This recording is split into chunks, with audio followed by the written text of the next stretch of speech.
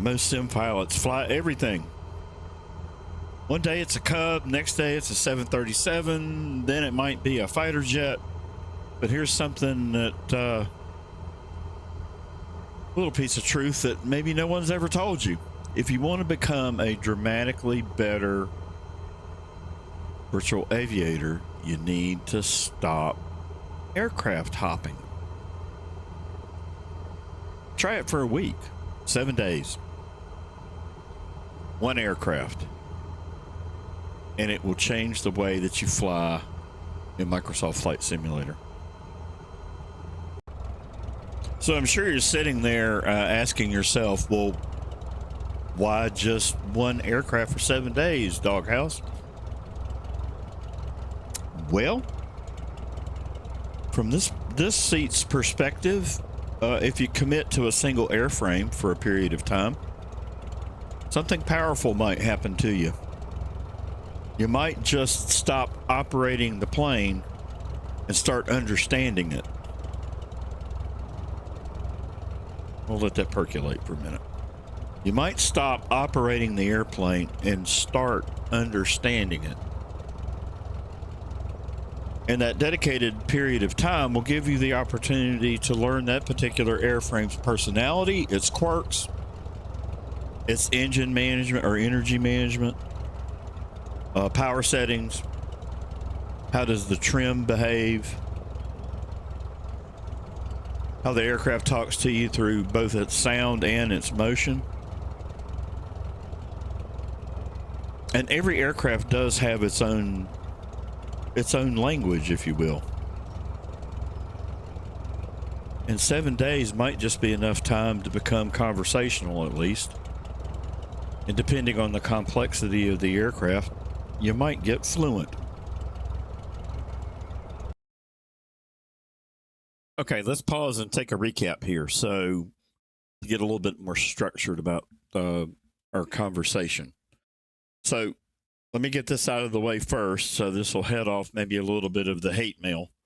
I am not being judgy here. I am simply pointing out some of the mistakes and some lessons learned for me on pushing the envelope and being better at enjoying this flight sim experience. So let's get that out of the way first. And I'm certainly guilty of a lot of these, right? And to a certain extent, I will be again. However, it's really about building some discipline here and taking an approach of, hey, what does this do? How does this work? Instead of putting yourself into a situation where you're in reactive mode all the time. So again, that's why the examples. You buy this aircraft, you fall in love with it, you manage to get it started up from cold and dark, you don't fly it for 3 months, and then you jump back in and expect to do the same thing. And it's just not going to quite happen that way. Need to spend some time, enough time in the aircraft for it to at least be second nature to you. And you also need to be cobbling together some of your own documentation, right? I mean, it's fine and dandy to leverage and take advantage of somebody else's checklist, but until you put it pen to paper or fingers to the keyboard for yourself, you're missing out on an opportunity, I think, to internalize some of that stuff. Again, some of us have more time than others, but again, this is about focusing in on one aircraft for 7 days. So we're going to call this the 7-day challenge. And hopefully it will help you eliminate some of these questions. Oh, I can't remember how I started it. Oh, what speeds do I need to be using for takeoff? What speed do I need for rotate? What speed do I need if I happen to have an issue in the air and I need my best glide speed? What is that? How does this silly GPS work? Oh, I can't find the right button. Oh, this one works different than the other. So spending some time walking through the documentation, I think, is really important, folks. And it's being a little bit more mindful, a little bit more methodical about going through and getting the aircraft started up. So to that end, again, I'm just saying that, if you're rushing to get yourself out the door and into the air, you're setting yourself up for some frustration, and most definitely you're setting yourself up for a poorly executed flight. So there you go. There's a little bit of truth. So, what will the 7-day challenge do for you? I think when you commit to a single aircraft, something happens. And it's really, you stop operating the airplane and you start understanding its own quirks and personality. You figure out how it conserves and expends energy, right? How easy is the aircraft to speed up and slow down? What do you need to be doing if you have a problem on final approach? What do those things need to look like? So there you go. And being willing to go around. There's on the top 10 list. Don't be afraid to go around. Don't make a mistake that's going to frustrate you. Go around. Spend another 2 or 3 minutes in the aircraft. Spend some time, looking at the power settings that are recommended in the documentation, and read the documentation from the vendor, right? But don't be afraid, if it's an aircraft that you are highly interested in, don't be afraid to go read some real world, pilot operating manuals, watch some real pilot videos, and try to incorporate that into the experience if that's something that you're interested in. But I think at a minimum, there are some things that we can do to help get ourselves better. So with that, let's take a look at day 1. And some of this I just mentioned. Read the frickin' manual, folks. Spend some time taking a look at what your developer has put together for you to help you be better at operating what they've created. And it will be less frustrating for you. You'll be amazed at how much stuff you've overlooked simply by going back and looking at the documentation at a slower pace and a greater level of detail. So with that, I guess that's bullet number 2, right? Don't be in such a hurry to tear around in the sky. The other thing that I think that folks miss out on is there's an enormous learning opportunity about the aircraft already baked into the sim, and it's called that checklist, right? Go to the EFB and follow the built-in checklist. Learn how to start the aircraft from cold and dark. And if you do that, then you're going to be familiar with where your key instruments are, what gauges you need to be monitoring, what the appropriate aircraft settings and configuration are for pre-start, start, pre-taxi, taxi, pre-takeoff, and then what you need to be doing when you're climbing out. And then also spend some time, on the ground taxiing the aircraft. Every one of them is going to behave differently. Now, certainly some of you were sitting there going, yeah, but some of these are based on the generic flight model. Yes, that's true, right? But again, by being more disciplined, and if you are flying an aircraft that's rather generic in its nature, then you will have some insight in terms of its personality and characteristics, and you'll be speaking its language because you'll already have it, be able to anticipate what the aircraft's going to do. Get ahead of it. Don't be behind it. Take some notes, right? I find that, writing things down still in the digital age still helps me retain information. If you go through and you work on running the checklist and you start the aircraft from cold and dark several times, I can guarantee you that it will be a lot easier for you the next time you happen into the aircraft to reacquaint yourself with what you need to do to get going again. So take advantage of those baked in things. Follow the checklist, learn the procedures, learn the aircraft's personality. So this could be the day where you stop guessing where the switches are. So there we go. So that's handy tip number 1 for day 1.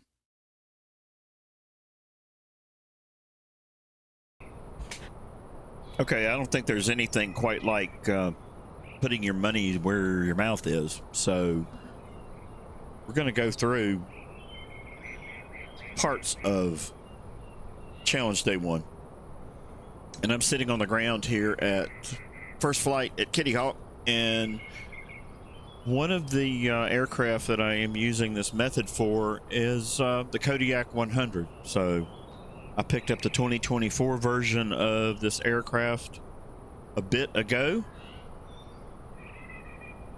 but we're going to use it as a as an exercise to illustrate where I think the power lies in terms of completing this 7-day challenge and really getting to a place where you understand the aircraft. Everything is second nature, and then you're off and running. So to that end, one of the things that we did mention was using the documentation. And as I pointed out on the on the slide, read the frickin' manual. And I was actually guilty of not doing that this week. So there you go. Let's look at the documentation that the developer has given us to take a peek at. That up here. Okay, so this is from the SimWorks Studios website, and I can certainly put the URL for this in the description in the video.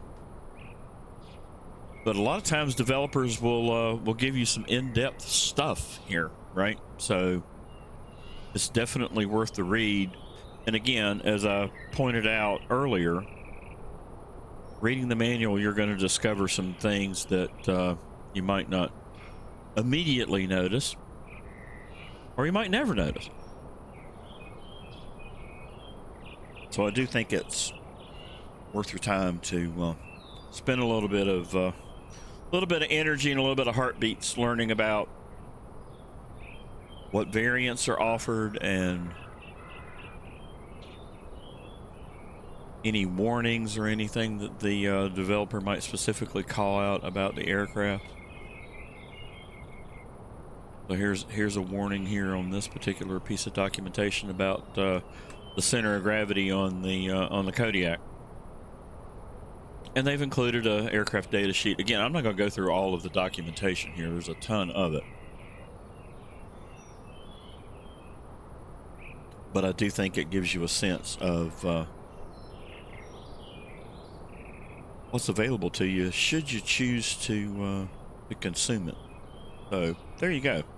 I think that's really all I wanted to say at this point about the documentation. So let's switch back over into the sim.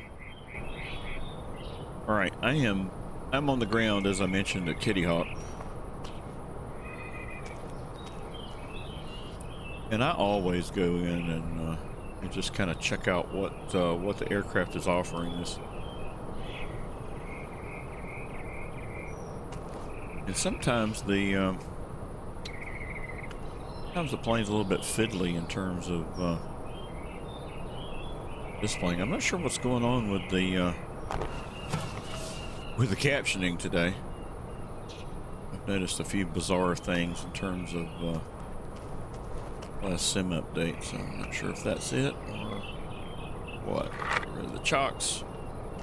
Seems to be working now. And this was a little fiddly too, but there we go.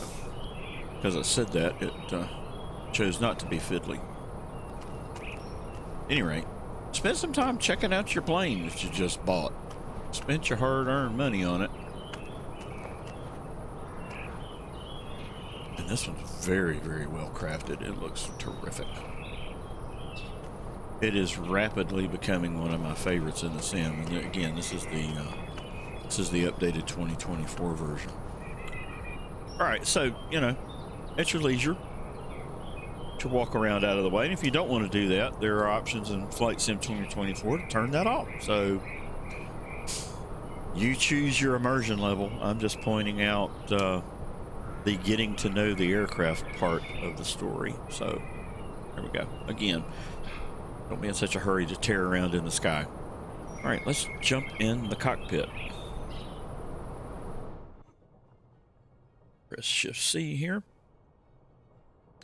And just for full disclosure, I am using Chase Plane for my cameras. So your mileage is going to be varying differently than mine on this.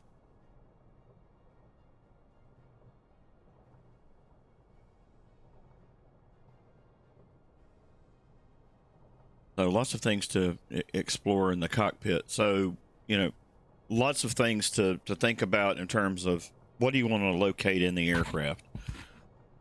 Well, first up, you know, in order for the airplane to start, you're going to have to find the all the pertinent fuel switches and controls that you need to turn. And the fuel valve's important. So you might blow right past that the first time you try to start this plane. And we'll open the left and the right tank. And I'm doing that with the mouse. And I think the other thing to do in terms of getting to know the aircraft is to move the camera around and create your camera views for yourself. I'm going to use the mouse for this because it's just kind of how I want to do this today. So, all right. So all the power switches here, usually they're brightly colored. They're in red here for the master battery. The generator and the alternator, they need to be cut on once you get engine stabilization out of the way. And then every aircraft is going to have a different start sequence, right? Some are going to be more complicated than others. Some airplanes are a little bit more cranky than others in terms of correctness of startup, and turboprops are a bit more cranky than a normally aspirated engine. So keep that in mind, and all the more reason to take a read of the pilot operations manual. The other thing to think about is, and usually the documentation will call this out, but particularly here with the Kodiak 100, you want to make sure that your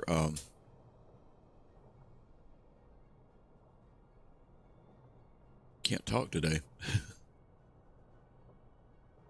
That your engine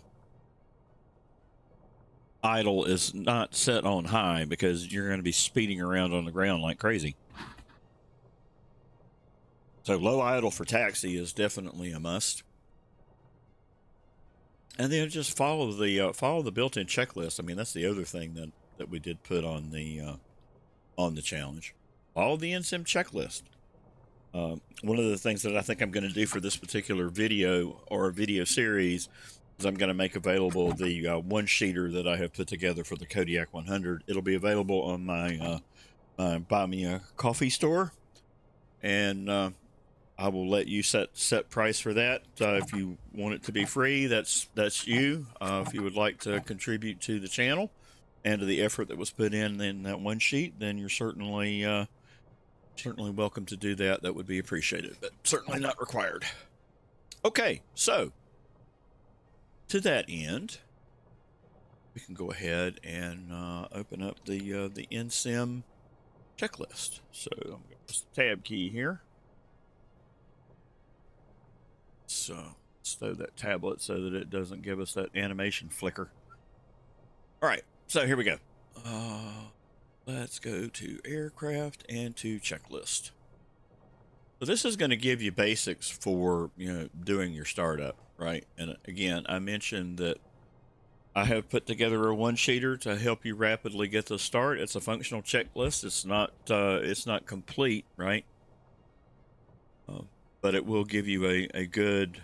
I'm using these as a friendly reminder for how I need to get the aircraft up and running after it's been a period of time. The last time I have jumped in the cockpit. Again, the whole point of this video series is going to be spend quality time with the aircraft. And I'm recommending 7 days just to make it stick. So I've done this with several planes, right? And the first one that I started thinking about doing this video, and then I thought, I haven't flown the Supermarine Spitfire in a while. I think this one would be a good one for me to do to kind of vet out some of the points that I wanted to make around startup. All right, so I would also suggest as you're going through and doing this, follow this straight through. Learn where things are in the cockpit by using that eye feature here to redirect the camera or point you to where that particular feature is. Sometimes it works, sometimes it doesn't, but it should get you at least in the sequence of things that need to be done. So you can, and every one of the aircraft from the vendor is going to be a little bit different, right? So this one's got a pre-flight inspection, a before engine start, a powered start, an external powered start, and then a taxi section. There's in-flight, right, and then post-flight. So there's a lot of information here, and roll through this until you're comfortable with it. I mean, again, this needs to be second nature to you for starting up the aircraft. You invested in making the purchase. Invest some time to try to get the best experience out of that investment by running the checklist. I think you'll learn to enjoy the process, right? So sometimes you just want to just jump in and fly. I totally get that, but if you bought something new, a little bit more effort will get you a little bit further down the road. All right, so I think that's really that on that particular point from the PowerPoint. And then starting the aircraft from cold and dark, I think is very important, right, in terms of understanding where things are. So that's one piece. And then if you're using any sort of interactive ATC or VATSIM, you're going to need to know, where do I need to go to set my altimeter? Where do I need to go to change my transponder code? How do I operate the radios? How do I switch frequencies? Where is all of that stuff, in the cockpit, in the sim? And obviously your workflow might be different if you've got hardware that help you do that. But if you don't, then you're gonna be reliant on clicking on things on the screen to make those things happen, to be able to respond to air traffic control requests, et cetera, et cetera, et cetera. So again, that's why it's important. Want to make progress? Got to get the workflow down and understand where things are without second guessing. So there you go. All right, so we can, without much narration, we can go ahead and just get this aircraft started. So I'm really not going to talk very much during this, and we'll get it up and running and ready. So before we get started, I want to show y'all the checklist that I have put together for myself. Again, I'm going to make these available over in the Ko-fi store. Let me pull that up. So this is the one that I have put together for the Kodiak 100, right? So I mean, it's got a quick and dirty functional checklist here, right? And then some operational instructions in terms of phase of flight. I have also called out key speeds to keep in mind, right? So rotate, climb, approach speeds, all those fun things, power settings to keep in mind in different phases of flight as well. Max takeoff and max landing weight, empty weight, fuel capacity, just some general facts about the plane here, and then some notes at the bottom. So there's a repeating recipe for these, right? So and we'll be adding to the collection as we go along. But this is the one that was put together for the Kodiak 100. So there we have it. Back to startup.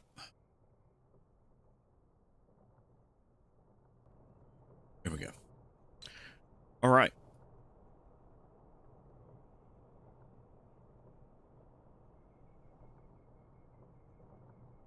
Usually when I'm doing this, I get the yoke out of the way.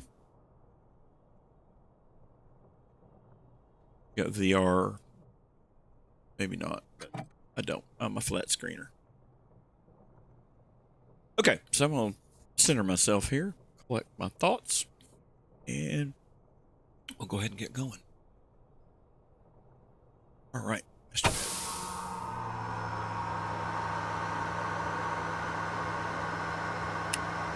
Beacon turned on. Up top we go. We've already dealt with the fuel. And the fuel cutoff valve is here. And I'm using keyboard and mouse controls just for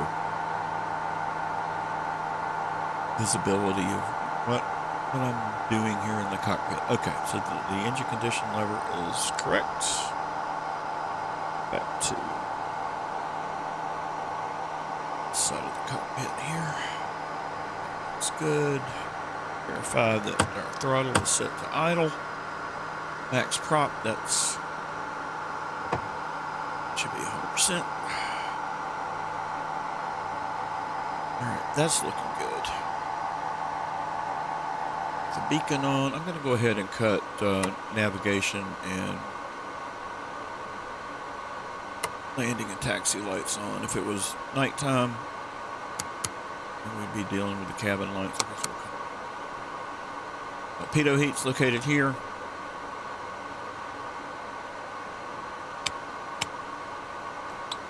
All right, so turning the fuel pump on. Ignition and starter. And we are going to monitor.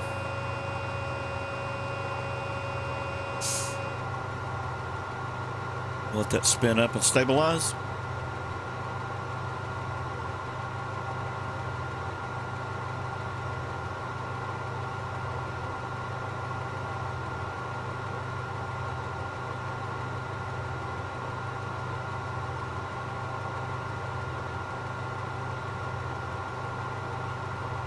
Okay, the 680 and holding.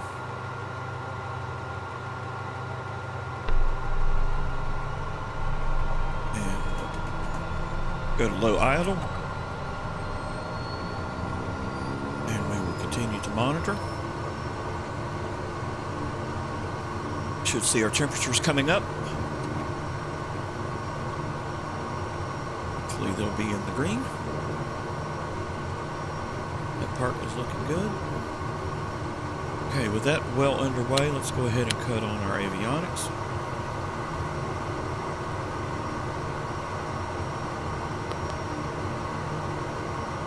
Get our map display up and running.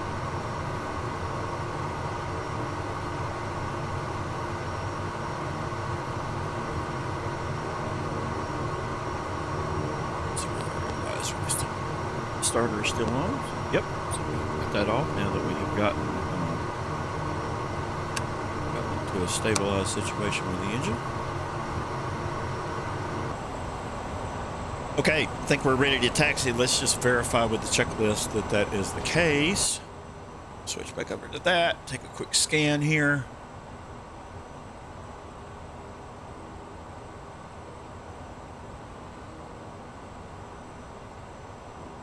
The other thing to point out about the Kodiak 100 is, right now I've got power set to low idle. When I get over to the runway, you need to make sure that you have your power setting slightly off of idle before you make that switch. If you don't, then the engine is going to cut out. So just be aware of that little nuance. And again, that comes from spending quality time with the aircraft, learning about its personality and operations. So I think we're good with that. Let's switch back over to the sim. And we'll take the parking brake off and we will start our taxi.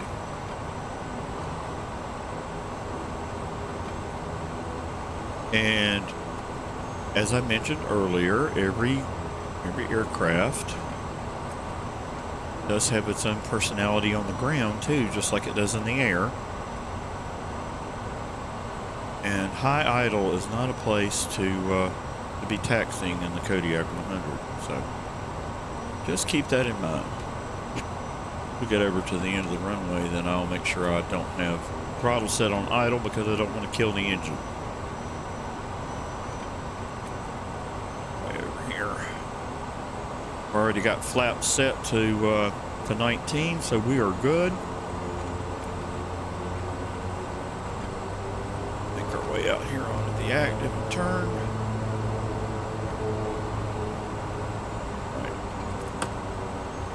Parking brake back on. Come up a little bit on power. Make sure that we're not sitting on idle. And we'll take our fuel condition lever back to 100. Again, you want to do that. You also want to make that transition from low to high relatively quickly too. Otherwise, you can also risk stalling out the engine as well. Okay, so we are looking at a rotate speed of 65. I have flaps 19. And we do have harnesses. So they're shut off, cut off, feather. Crack the door on a problem. I think we're good. All right, I'm going to come off the parking brake, put the toe brakes on, and we're make our way out. And again, we are looking at about 65 for our rotate speed here.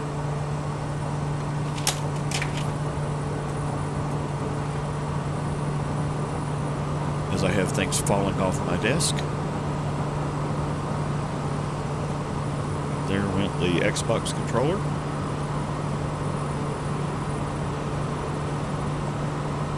But that's okay. Stuff happens. Make our way to a reasonable altitude here. All right, so if you're still with us, please like and subscribe. We'd love to have you as a channel member. This is part 1 of a multi-part video series.